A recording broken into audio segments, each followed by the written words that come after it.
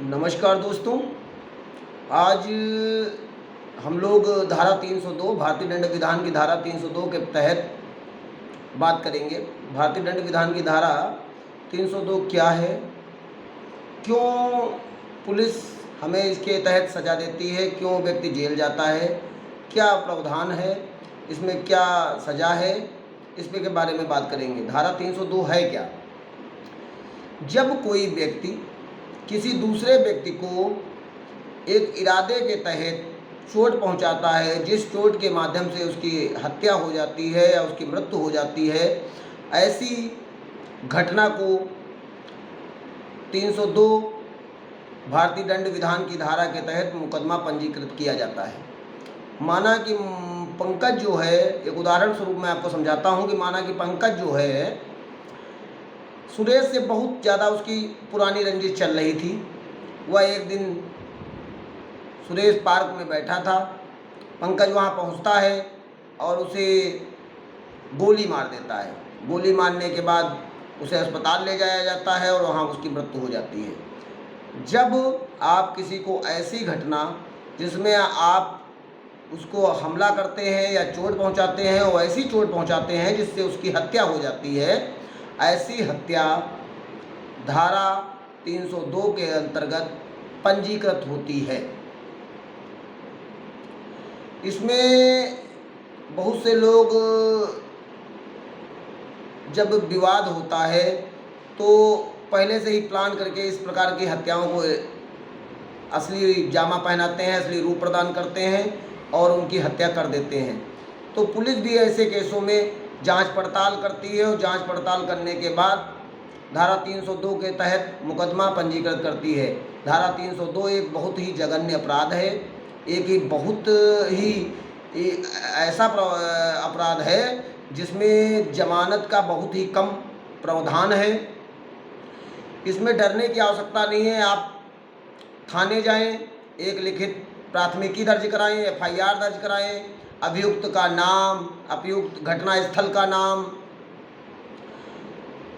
किस हथियार से या बंदूक से या गोली से या रिवॉल्वर से या किस प्रकार के हथियार से उसकी हत्या की गई है उसका वर्णन, और किस व्यक्ति द्वारा की गई है उसका वर्णन। कभी कभी अज्ञात रूप में भी इस प्रकार के कांड होते हैं जिसमें आपको पता नहीं होता है कि किसने हत्या की है, तो अज्ञात रूप में दर्ज कराएं, पुलिस अपने हिसाब से तफ्तीश करेगी।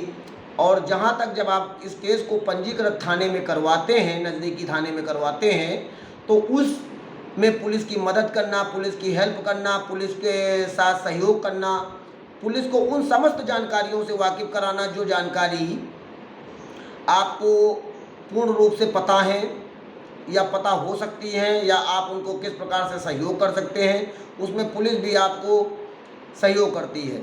इसमें 90 दिन तक के चार्जशीट दाखिल करने का समय पुलिस के पास होता है। कभी कभी कुछ गंभीर केसों में 90 दिन से बढ़कर 180 दिन या उससे अधिक दिन भी हो सकता है। उसमें पुलिस भी जब तथ्य नहीं मिल पाते हैं तो कोर्ट से परमिशन के अनुसार जांच पड़ताल करती है, तथ्यों को इकट्ठा करती है, तथ्यों के आधार पर चार्जशीट दाखिल करती है, चार्जशीट कोर्ट में प्रस्तुत करती है। इसमें अगर हत्या होती है तो इसमें एक अच्छे वकील की ज़रूरत होती है, जो वकील आपका मार्गदर्शन करेगा, आपको जमानत देगा।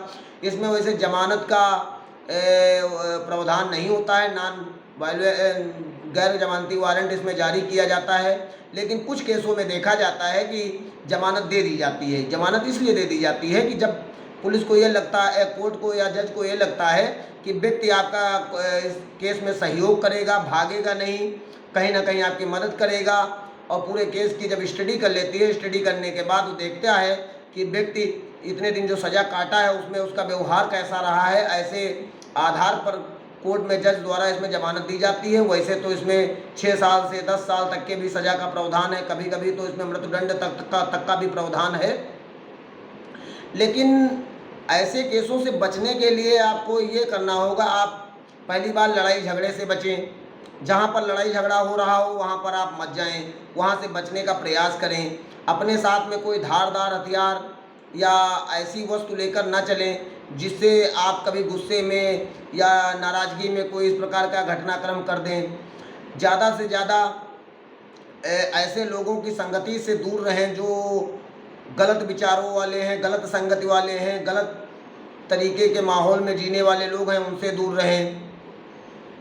और कभी अगर कोई घटनाक्रम आपके जीवन में होता है तो इसमें आप पहले प्राथमिकी दर्ज कराएं, पहले अपने हिसाब से ही फैसले लेने के लिए ना करें।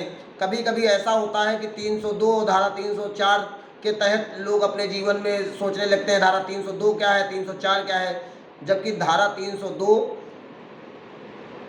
अपने एक इरादा बनाकर किसी की गई हत्या के अंतर्गत मुकदमा पंजीकृत किया जाता है, जबकि धारा 304 के अंतर्गत आप गैर इरादतन हत्या के तहत मुकदमा दर्ज किया जाता है। धारा 304 में धारा 304A और धारा 304B होती है, ये तो अलग विषय मैं आगे आपको बताऊंगा। लेकिन धारा 302 एक बहुत ही जघन्य अपराध है जिसमें जो अभियुक्त होता है वह पूर्ण रूप से पूरी मानसिकता के साथ, पूरे योग के साथ, पूरे प्लान के साथ जब किसी व्यक्ति को ऐसी चोट पहुंचाता है जिस चोट के बाद उस व्यक्ति की मृत्यु हो जाती है या हत्या हो जाती है, तो धारा 302 के तहत मुकदमा पंजीकृत किया जाता है। धारा 307 में ऐसा होता है कि जब हत्या हो जाने में ऐसा चोट पहुंचाता है लेकिन अभी उसमें मृत्यु नहीं होती है, मृत्यु होने की संभावनाएं रहती हैं, तब धारा 307 के तहत मुकदमा पंजीकृत किया जाता है। तो मेरा सभी भाइयों को यह धारा 302 मुकदमा पंजीकरण के बारे में बताने का उद्देश्य सिर्फ इतना ही है कि आप इन ऐसे जघन्य अपराधों से बचने का प्रयास करें।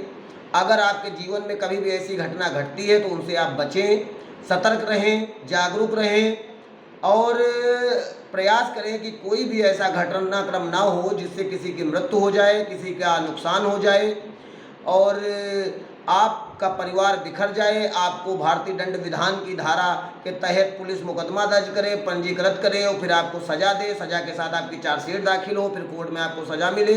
तो आप इससे बचें और जागरूक रहें। जागरूकता के लिए धारा 302 हत्या का एक ऐसा प्रावधान है जो आपके कहीं ना कहीं परिवार को बिखार देता है, आपके परिवार को ऐसे दोराहे पे ला देता है जहां से आपका पूरा वर्तमान तो बिगड़ता ही है और भविष्य भी बिगड़ जाता है। इसलिए आपको जीवन में अतीत से सीखने की आवश्यकता है और इससे जागरूक रहने की आवश्यकता है। और अगर मेरा वीडियो आप लोगों को पसंद आया हो, अच्छा लगा हो तो प्लीज़ लाइक करें, कमेंट करें और सब्सक्राइब करें।